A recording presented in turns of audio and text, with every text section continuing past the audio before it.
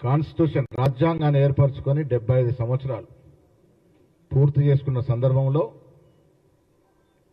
అతి పేదవాడికి తెలంగాణ రాష్ట్రంలో ఎన్నికలకు ముందు కాంగ్రెస్ పార్టీ ఇచ్చినటువంటి 6 గ్యారంటీలు హామీలు, దానిలో ముఖ్యంగా అతి పేదవాడికి సంక్షేమం అందాలి, అతి పేదవాడికి ప్రభుత్వ ఫలాలు అందాలి అనే ఒక దృఢ సంకల్పంతో రేపు 26 జనవరి రోజున రాష్ట్ర వ్యాప్తంగా ముఖ్యమంత్రి గారు కొడంగల్లో, డిప్యూటీ ముఖ్యమంత్రి గారు, మంత్రులు, ఎమ్మెల్యేలు, ఎంపీలతో సహా నేను కూడా ఏదో ఒక నియోజకవర్గంలో ఈ 4 బృహత్తరమైనటువంటి కార్యక్రమాలు, స్కీములు ప్రారంభిస్తా ఉన్నాం. మిత్రులారా, మీకు తెలుసు కాంగ్రెస్ పార్టీ ఎన్నికలకు ముందు 2023లో ప్రజల అవసరాలని, ప్రజా ఆకాంక్షల్ని, ప్రజల ఆశయాల్ని గుర్తించి మేనిఫెస్టో పొందుపరచడం జరిగింది. నా రాజకీయ జీవిత 40 సంవత్సరాల్లో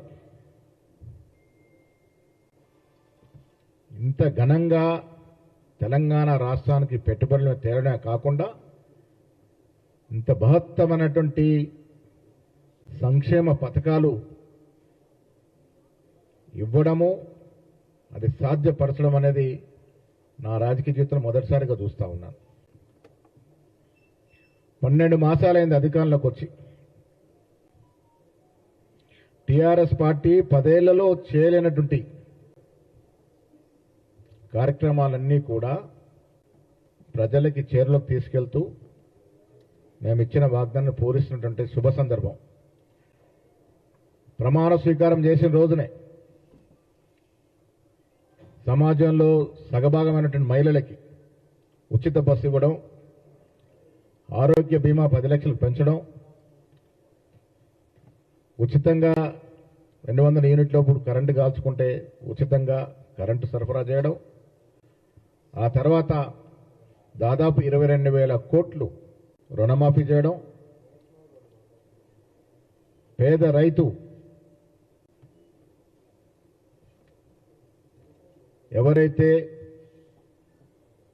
వ్యవసాయం నమ్ముకొని జీవనం సాగిస్తున్న రైతులకి రైతు భరోసా కింద 12,000 రూపాయలు ఇవ్వడం, నిరుపేదలైనటువంటి రైతులేని భూములకి, భూమి లేని రైతులకి ఇందిరమ్మ ఆత్మీయ భరోసా కింద మరొక 12,000 ఇవ్వడం. ఇవాళ ప్రజలు 10 ఏళ్లుగా ఎదురు చూస్తున్నటువంటి ఇందిరమ్మ ఇళ్ల పథకం, రేషన్ కార్డులు,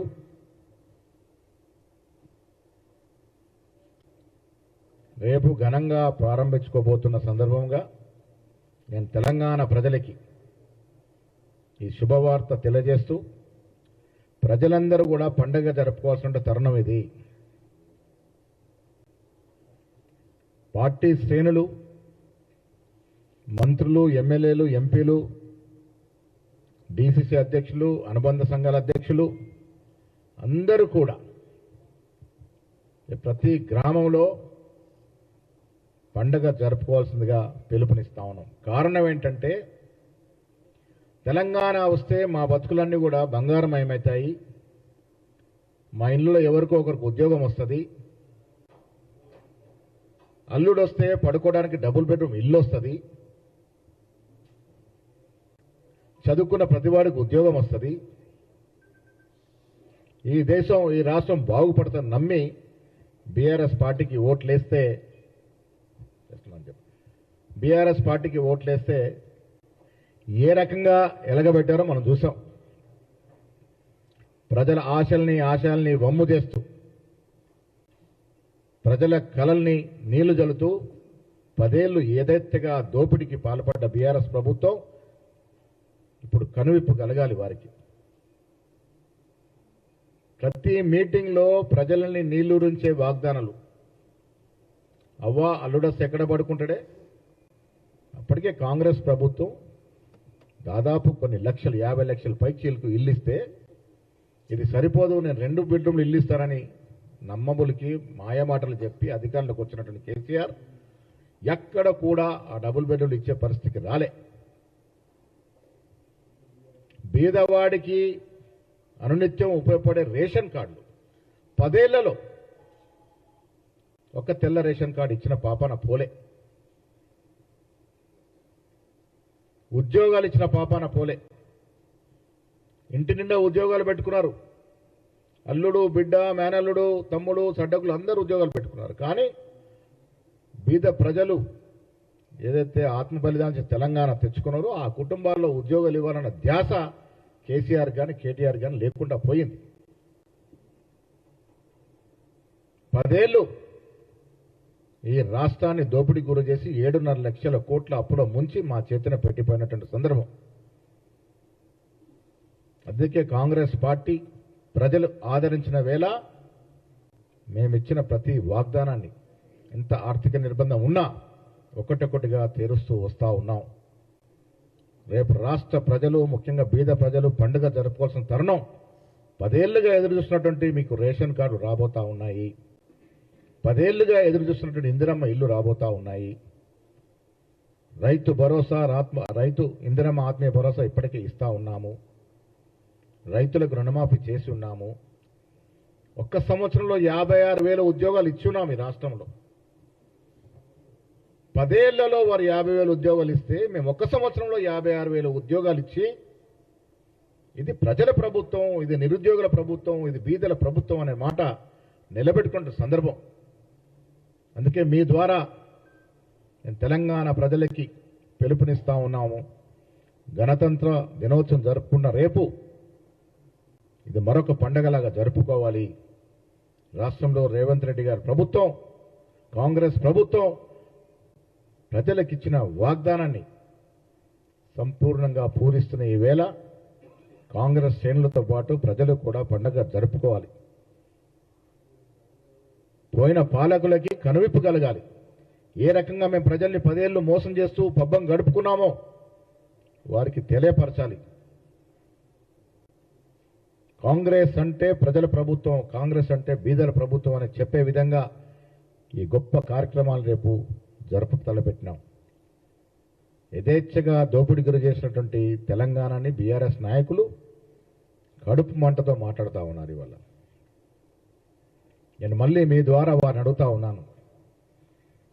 మీరు 10 ఏళ్ల పాలన, మా సంవత్సరం పాలన ఎక్కడంటే అక్కడ చర్చకు సిద్ధము. 10 ఏళ్ళు ఈ రాష్ట్రాన్ని అప్పుల పాలు చేయడమే కాకుండా యథేచ్ఛగా వాడుకొని దోపిడీ గురి చేసిన మీ కుటుంబం ఇప్పుడు మీ కనువిప్పు కలగాలి.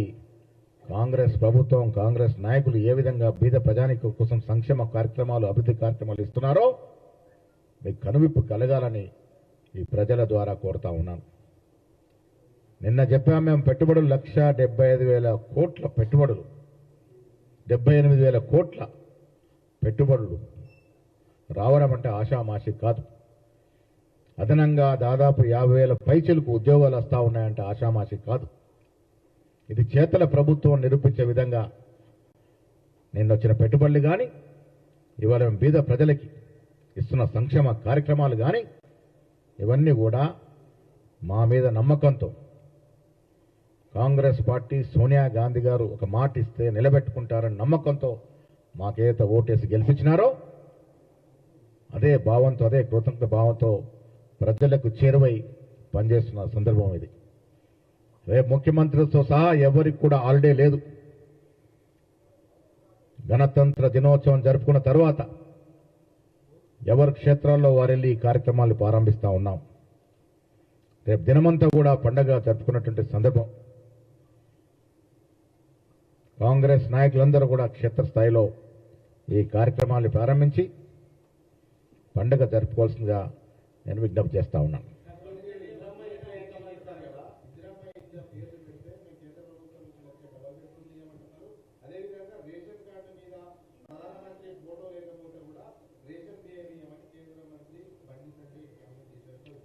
దిగజాడు రాజకీయం అంటాం దీన్ని.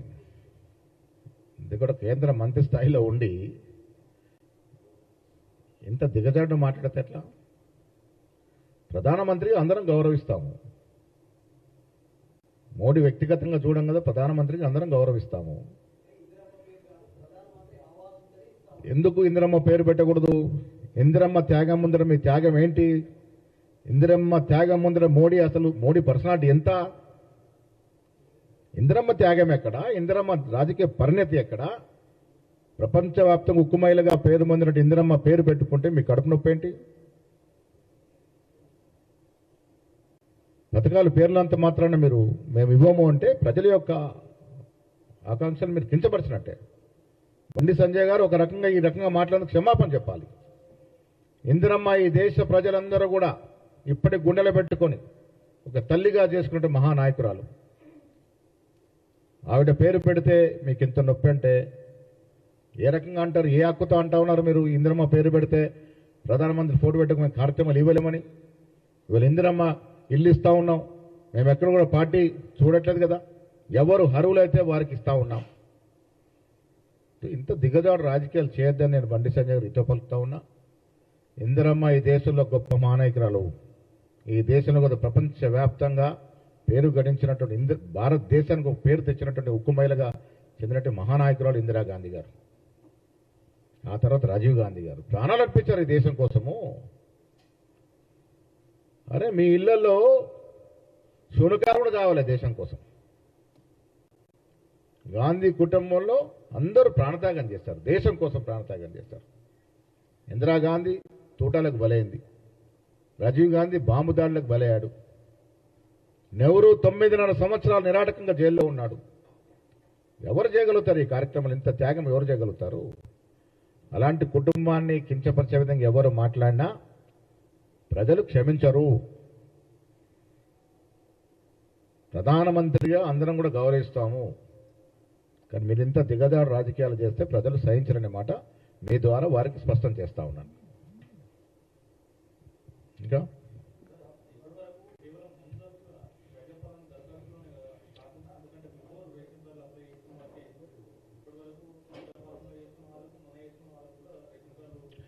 రేషన్ కార్డ్ అనేది నిరంతర ప్రక్రియ. దీంట్లో స్క్రూటినీ జరుగుతుంది. మేము దానిలో పొందుపరిచిన నిబంధన ఏంటంటే, ఇప్పుడు ఇందిరమ్మ ఇల్లు కూడా అతి నిరుపేదవాడయ్యి వారికి ఇల్లు లేకుంటే వారు అర్హుడవుతాడు. ఇప్పుడు చాలా చోట్ల మాకు కంప్లైంట్స్ వస్తూ ఉన్నాయి, ఇల్లున్న వారికి ఇల్లు పేర్లు వచ్చాయని. ఇవన్నీ కూడా స్క్రూటినీ జరుగుతాయి. చేస్తాం అవసరం ఉన్నప్పుడల్లా. ప్రజల ప్రభుత్వం ఇది. కొంత కట్టడి పీరియడ్ పెట్టుకున్నా అవసరం వచ్చినప్పుడు ప్రజలను ఆదుకోవడానికి సడలింపులు కూడా ఉంటాయి. ఇప్పుడు పీరియడ్ పెట్టారు, అప్లై చేశారు, స్క్రూటినీ అవుతుంది. నిజంగా లబ్ధి పొందాల్సిన వాడు అర్హత ఉన్న వాడికి డెఫినెట్గా ఆ లబ్ధి చెందాలనేదే మా కోరిక. ఎవరికి కూడా బీదవాడు ఎవరికి కూడా ఈ పథకం చేజారిపోకుండా ఉండడానికి జాగ్రత్తలు తీసుకుంటా ఉన్నాం. చాలా చోట్ల కంప్లైంట్స్ వస్తూ ఉన్నాయి. దీన్ని కూడా స్క్రూటినీ చేసి నిజమైన పేదవాడికి అందేలా ప్రయత్నం చేయాలనేది మా కోరిక.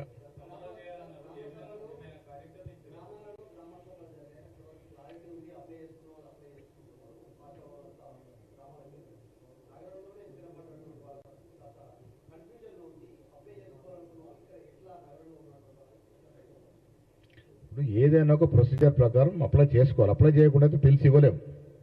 మనకు ఎలా తెలుస్తుంది? అప్లై చేసుకోవాల్సిన పరిస్థితి ఉంది, చేసుకోవాలి. దానికో సమయం పెట్టాం, దానికో టైం పెట్టాం. అప్లై చేసుకున్న సమయంలో అప్లై చేసుకోవాలి. ఇంకా రాని వారు ఏమైనా ఉంటే రేపు ప్రభుత్వం మళ్ళీ ఆలోచిస్తారు.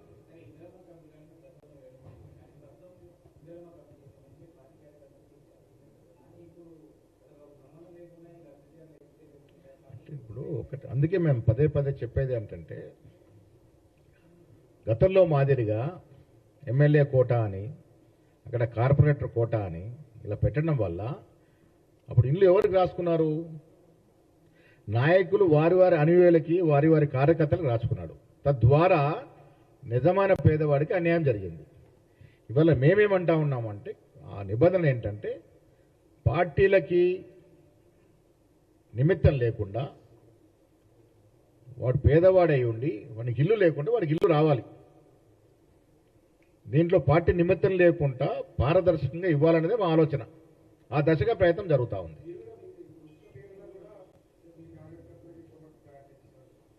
ఎక్కడ ఇప్పుడు మా కార్యకర్తల మీద గొగ్గోలు పెడుతున్నాం, మా పేర్లు లేవని. చాలా చోట్ల అదే కంప్లైంట్ వస్తుంది మాకు.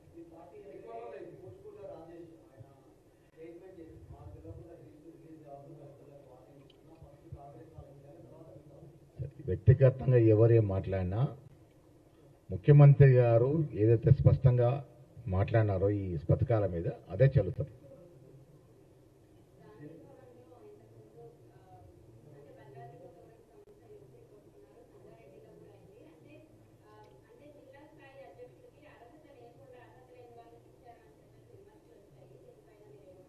సమగ్రంగా విచారణ జరుపుతా ఉన్నాము.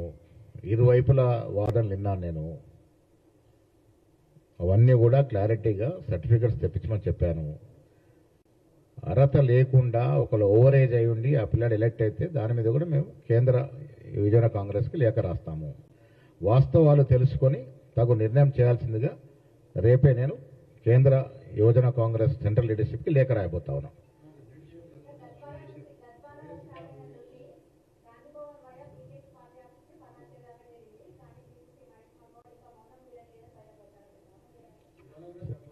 మౌనంలో ఉంటే చాలా పనులు జరిగిపోతాయి. మౌనంగా చాలా పనులు చేయొచ్చు. నేను రేపు షాద్నగర్ పోయే ప్రయత్నంలో ఉన్నాను. సీఎం గారు కొడంగల్ పోతా ఉన్నారు. కమిటీ వేసాము. ఏదైనా ప్రజాస్వామ్య పద్ధతంగా వాస్తవాలు తెలుసుకోకముందు ఎవరి మీద కూడా చర్యలు తీసుకోలేము. వస్తాయి, మనం వాళ్ళకి కొంత టైం పెట్టాము. ఎమ్మెల్యే గారు కూడా బిజీగా ఉన్నారు. పోయి తీసుకొని వచ్చిన తర్వాత డెఫినెట్గా దాని మీద ఏం చేయాలో ఆలోచిస్తాం.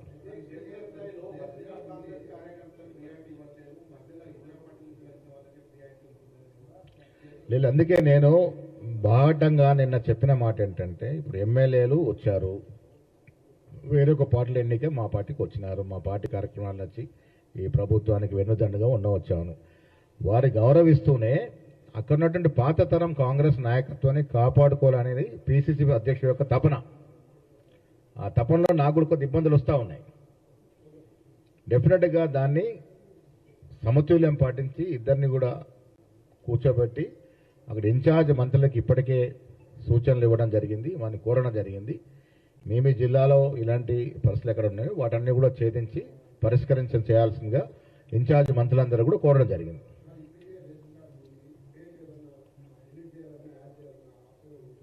ఇవన్నీ కూడా ఇప్పుడు అధ్యయనం జరుగుతూ ఉంది. ఇప్పుడు ఏది ఏమైనా ఖచ్చితంగా ఇదే చేయాలని లేదు. నేను మీ ద్వారా ముఖ్యమంత్రి గారి ప్రభుత్వాన్ని కూడా కోరుతా ఉన్నాను. ఎక్కడ ఏ అవసరం ఉంటే ప్రజల అవసరం మేరకు వెసులుబాటు చేసే విధంగా దాన్ని మోడిఫై చేయాల్సిందిగా నేను ప్రభుత్వాన్ని కోరుతా ఉన్నాను. రేషన్ కార్డులో కానీ, ఇంధన మిల్లులో కానీ, ఇవన్నిట్లో కూడా లొసుగులు ఎక్కడైతే జరుగుతాయో అవన్నీ కూడా సరిదిద్దాల్సిన అవసరం ఉన్నది. నిజమైన లబ్ధిదారుడు కాకుండా పక్కదారిని వచ్చిన వాడు, అర్హత లేని వాడు వస్తే డెఫినెట్గా దాన్ని స్క్రూటినీ చేయాలి. అర్హత కలిగిన ఎవరైనా తప్పిపోతే వారిని ఆదుకునే విధంగా దీన్ని కొంచెం మాడిఫై చేయాల్సిన కూడా నేను విజ్ఞప్తి చేస్తాను.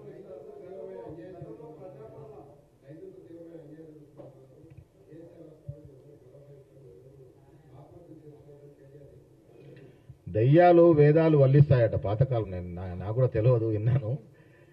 ఇప్పుడు 10 ఏళ్ళు రాక్షసులాగా ఈ రాష్ట్రాన్ని భక్షించి 10 ఏళ్ళు ఏం వెలగబెట్టారు? ఇవాళ ఇంత బహత్తరమైన కార్యక్రమం చేస్తా ఉన్నాం మేము. మీరు ఒక్క రేషన్ కార్డు కూడా ఎందుకు ఇవ్వలే బీద ప్రజానికని నేను ఇవాళ అడుగుతా ఉన్నాను. ఒక్కటంటే ఒక్క రేషన్ కార్డు మీరు 10 ఏళ్ల కాలంలో ఎందుకు ఇవ్వలే? అన్ని దొంగ మాటలు చెప్తా ఉన్నారు. 6 లక్షలు ఒక లెక్క అమ్మా, 3.5 కోట్లలో 3.5-4 కోట్ల ప్రజల్లో అసలు ఏమి ఇవ్వలేదని నేను చెప్తాను. నాకున్న లెక్క ప్రకారం ఏమి ఇవ్వలేదు. ఎందుకు ఇవ్వాల్సిన అవసరం మీరు గుర్తించలేదు 10 ఏళ్లుగా? అంటే బీద ప్రజానికం యొక్క బాధ మీకు పట్టలే.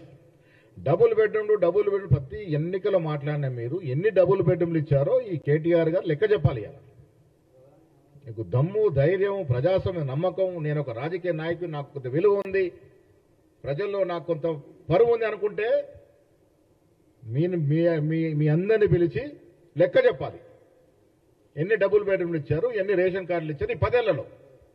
అరే మీకు మాకు పోలికేంటయ్యా, మీరు 10 ఏళ్ళలో చేయలే, మేము సంవత్సరం చేసి చూపిస్తా ఉన్నాం. సత్తాగల నాయకత్వం ఉంది మా దగ్గర, సత్తాగల ప్రభుత్వం మాది. కాబట్టి మీరు 10 ఏళ్ళు పడుకున్నారు, మేము సంవత్సరం 12 మాసాల్లో ఈ కార్యక్రమాలను చేసి చూపిస్తా ఉన్నాం. ఏ రకంగా చేస్తా ఉన్నాం? మీకు ఆర్థిక వెసులుబాటు ఉండే ఆ రోజు, ఇలా ఆర్థిక నిర్బంధం ఉంది మాకు, ఇలాంటి సమయంలో చేసి చూపిస్తా ఉన్నాం. ఇంకా మీరు మాట్లాడితే వాళ్ళు అనుకుంటారు ఇంకా పగటి కళ్ళగా అంటా ఉన్నారు. ఇంకా కేసీఆర్, కేటీఆర్ ఇంకా మాకు రాజకీయ మనగంటు. నేను చాలా సందర్భాలు చెప్పాను, వచ్చే ఎన్నికల నాటికి రాజకీయ ముఖ చిత్రంలో బీఆర్ఎస్ పార్టీ ఉండదు, ఉండదు కాక ఉండదు. ప్రజలు ఆల్రెడీ నిర్ణయమై ఉన్నారు.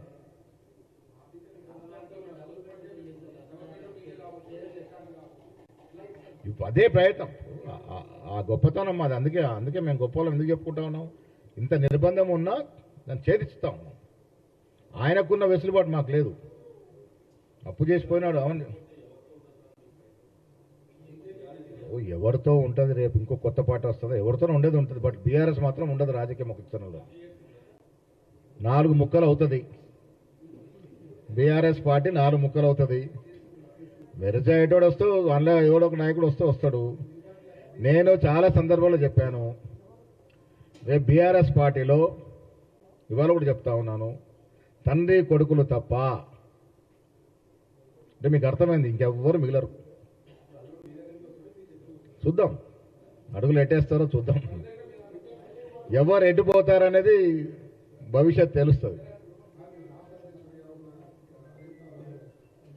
ఇప్పటి వరకు ఎవరిని ఆహ్వానించలే, సమయం వచ్చినప్పుడు ఆలోచిస్తాము.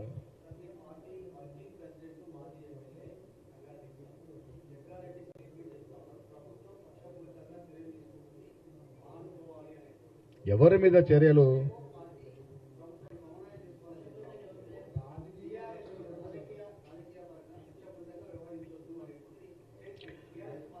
జగ్గారెడ్డి గారు ఏం మాట్లాడినా నాకు తెలియదు, కానీ నాకు తెలిసి 12 మాసాల్లో ఎవరి మీద కూడా రాజకీయ కక్ష సాధింపు జరగలే. మేము 10 ఏళ్లలో అనుభవించిన గృహ నిర్బంధాలు ఇవాళ లేవు. మేము ధర్నా చౌక్ ఎత్తివేయలే, లేదు ఎక్కడ లేదు, ఎక్కడ కూడా జరగట్లేదు. ప్రజాస్వామ్యంలో మేము గృహనిర్బంధం చేయగలిగితే కేటీఆర్, హరీష్ రావు ఇంత బాటంగా బయటకు చెట్టమాటగలుగుతారు? ఇది కాంగ్రెస్ ప్రభుత్వం ఇస్తున్న స్వేచ్ఛ కదా.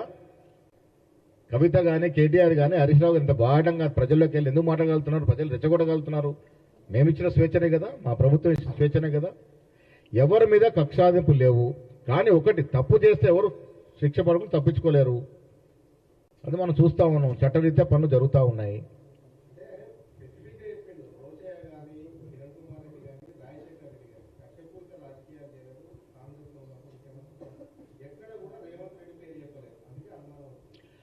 కాంగ్రెస్ ముఖ్యమంత్రులు ఆనాడు పివి నరసింహ మొదలుకొని ఈనాడు రేవంత్ రెడ్డి వరకు ఎవరు కూడా కక్షాదింపు చర్యలు చేయట్లేదు. మా పద్ధతి కాదు అది, కాంగ్రెస్ సిద్ధాంతమే కాదు.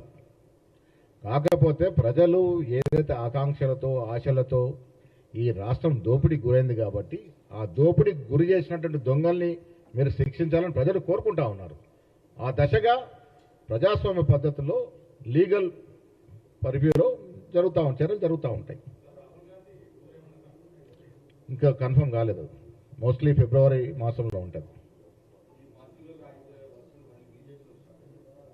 ఏం ఉండవు, ఇదంతా టెంపరీ నడుస్తుంది. ప్రజలు మాతో ఉన్నారు. సంక్షేమ కార్యక్రమాలు మేము ఇస్తున్న తీరు మీరు చూస్తూ ఉన్నారు. అభివృద్ధి మీరు చూస్తూ ఉన్నారు. ఏ రకంగా పెట్టుబడులు వస్తున్నాయి, ఏ రకంగా హైదరాబాద్ నగరం, తెలంగాణ రాష్ట్రం ప్రపంచవ్యాప్తంగా పెట్టుబడులను ఆకర్షిస్తుందో మీరు చూస్తూ ఉన్నారు. సంక్షేమం, అభివృద్ధి పోటాపోటీగా జరుగుతూ ఉన్నాయి. ప్రజలకు కావాల్సింది కూడా అదే.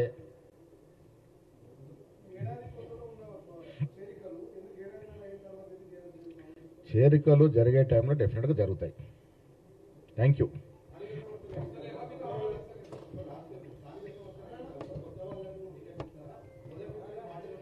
నేను మొదటి కూడా చెప్తా ఉన్నాము, కాంగ్రెస్ మొదటి నుంచి పార్టీ కోసం పాటుపడిన వ్యక్తులకు ప్రయారిటీ ఉంటుంది. కానీ ప్రజలతో సత్సంబంధం నుండి గెలిపే ధ్యేయంగా ప్రజలతో సంబంధం ఉండి గెలుస్తున్న అభ్యర్థులకు సీట్లు ఇస్తాము. స్థానిక సంస్థలు ఈ ప్రభుత్వం సజావుగా ముందుకోవాలి, ప్రజా సంక్షేమ ఫలాలు ప్రజలకు అందాలంటే సమర్థవంత నాయకత్వం స్థానిక సంస్థలు ఎన్నుకోబడాలి. అలా సమర్థత ఉన్న వ్యక్తులను ఎంచుకుంటాం. Thank you.